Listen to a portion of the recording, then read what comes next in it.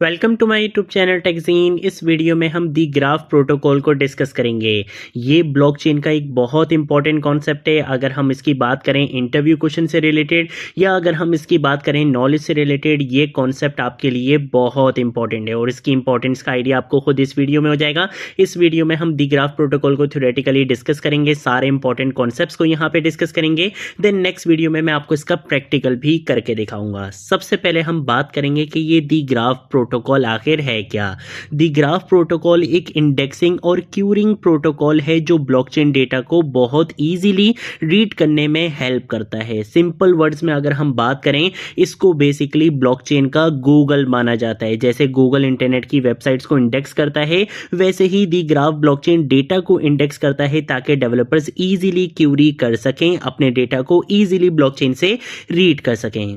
इसमें हम basically graph QL use करते हैं फास्ट और फ्लेक्सिबल क्यूरीज लिखने के लिए, ठीक है। और इसका बहुत ज़्यादा यूज़ किया जाता है डिसेंट्रलाइज एप्लीकेशंस में, डेफी एप्लीकेशंस में इसका बहुत ज़्यादा यूज़ किया जाता है। इंडस्ट्री में इसकी बहुत ज़्यादा डिमांड है। आपसे सिर्फ ये नहीं बोला जाता कि भाई क्या आपको डिसेंट्रलाइज एप्लीकेशंस बनाना आती हैं, बल्कि आपसे ये भी पूछा जाता है कि क्या आपको दी ग्राफ प्रोटोकॉल के बारे में पता है, क्या आप इसकी इंटीग्रेशन कर सकते हो डिसेंट्रलाइज एप्लीकेशंस के साथ, डेफी एप्लीकेशंस के साथ। ये चीज़ आपसे इंटरव्यूज़ में पूछी जाती हैं, तो ये एक बहुत प्लस पॉइंट होता है ब्लॉकचेन डेवलपर्स के लिए। देन उसके बाद अगर हम बात करते हैं कि भाई प्रॉब्लम क्या थी, हमें नीड ही क्यों है दी ग्राफ प्रोटोकॉल की, अगर हम इसका नहीं यूज करेंगे तो फिर हमारे पास क्या प्रॉब्लम्स आएंगी। तो भाई ब्लॉकचेन से डेटा डायरेक्टली रीड करना बहुत मुश्किल और स्लो प्रोसेस होता है। प्रॉब्लम क्या आती है, smart contract raw data store करते हैं, इवेंट्स मैनुअली पार्स करने पड़ते हैं, आपको फुल नोड रन करना बहुत हैवी होता है, कस्टम इंडेक्सर बनाना टाइम कंज्यूमिंग होता है, काफी आपको मेहनत करनी पड़ती है। उसमें फ्रंट एंड से डायरेक्ट ब्लॉकचेन क्यूरी इनएफिशिएंट होती है। इसकी रियल लाइफ एग्जांपल आप ऐसे ले सकते हो कि लेट सपोज आप बेसिकली एनएफटी मार्केट प्लेस बना रहे हो। अगर आपको किसी यूजर ने कौन सी एनएफटी बाई की, टोटल ट्रांजैक्शंस क्या है किसी यूजर की, रीसेंट एक्टिविटीज क्या है किसी यूजर की, ये सब डायरेक्टली ब्लॉकचेन से निकालना हो तो हर बार ब्लॉकचेन स्कैन करना पड़ेगा, जो कि काफी एक्सपेंसिव होता है और काफी स्लो प्रोसेस होता है। यहीं पर ही आपकी इस प्रॉब्लम को जो सॉल्व करता है वो होता है बेसिकली दी ग्राफ प्रोटोकॉल। अब सॉल्यूशन कैसे निकालता है, ये सॉल्यूशन ऐसे निकालता है कि भाई दी ग्राफ ऑटोमेटिकली ब्लॉकचेन इवेंट्स को रीड करता है, उनको इंडेक्स करता है, स्ट्रक्चर डेटाबेस में स्टोर करता है और ग्राफ क्यूएल एपीआई प्रोवाइड करता है।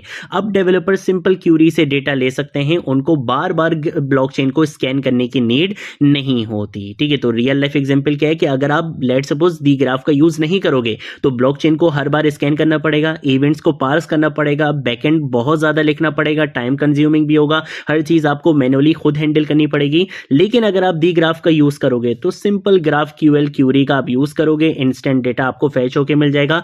फास्ट डिसेंट्रलाइज एप्लीकेशंस आप बहुत इजीली बना सकते हो। इसके साथ साथ अगर हम बात करते हैं आर्किटेक्चर की कि भाई दी ग्राफ प्रोटोकॉल का बेसिकली आर्किटेक्चर है क्या, तो सिंपल फ्लो समझो। पहले सिंपल फ्लो क्या होता है, स्मार्ट कॉन्ट्रैक्ट से रिक्वेस्ट जाती है ग्राफ नोड पे, ग्राफ नोड बेसिकली क्या करता है, डेटा को इंडेक्स करता है, ग्राफ क्यूएल एपीआई का यूज करते हुए आप डेटा को फैच करते हो, जो कि आपको डिसेंट्रलाइज एप्लीकेशन पर डिस्प्ले होता है। स्टेप बाय स्टेप अगर हम इसको समझें तो स्मार्ट कॉन्ट्रैक्ट्स इवेंट्स एमिट करता है, ग्राफ नोड उन इवेंट्स को प्रोसेस करता है, डेटा इंडेक्स हो जाता है, फ्रंट एंड ग्राफ क्यूएल से क्यूरी की जाती है, यूजर को फास्ट रिजल्ट यहां पर मिल जाता है।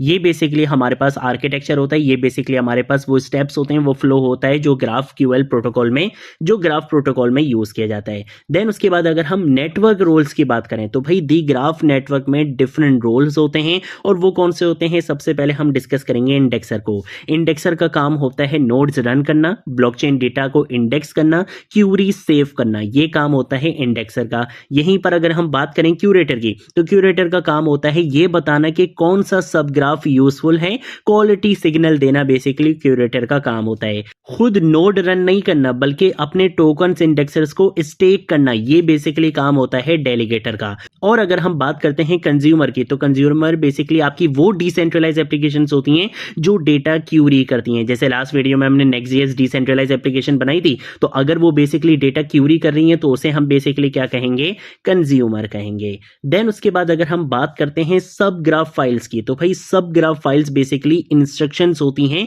दी ग्राफ प्रोटोकॉल के लिए। इसमें मेन फाइल्स क्या होती हैं, सब ग्राफ डॉट यमल की फाइल बनती है, स्कीमा डॉट ग्राफ क्यूएल की फाइल बनती है, मैपिंग डॉट टीएस की फाइल बनती है, ये कुछ फाइल्स हम बनाते हैं। अब इन फाइल्स का पर्पस क्या होता है, सब ग्राफ डॉट यमल में हमें ये बताना होता है कि किस कॉन्ट्रैक्ट को लिसन करना है, कौन से इवेंट्स को ट्रैक करना है। इस स्कीमा डॉट ग्राफ क्यूएल में हम डेटा स्ट्रक्चर्स को डिफाइन करते हैं, जैसे डेटाबेस स्कीमा होता है ना बेसिकली, वो बेसिकली हम काम करते हैं स्कीमा डॉट ग्राफ क्यूएल में। और मैपिंग डॉट टीएस में हम इवेंट्स को एंटिटीज में कन्वर्ट करते हैं, डेटा को ट्रांसफॉर्म करते हैं। तो सिंपल आप इस तरह से समझ सकते हो कि सब ग्राफ डॉट यमल का काम होता है कि क्या देखना है, यानी कि किस कॉन्ट्रैक्ट के ऊपर काम करना है।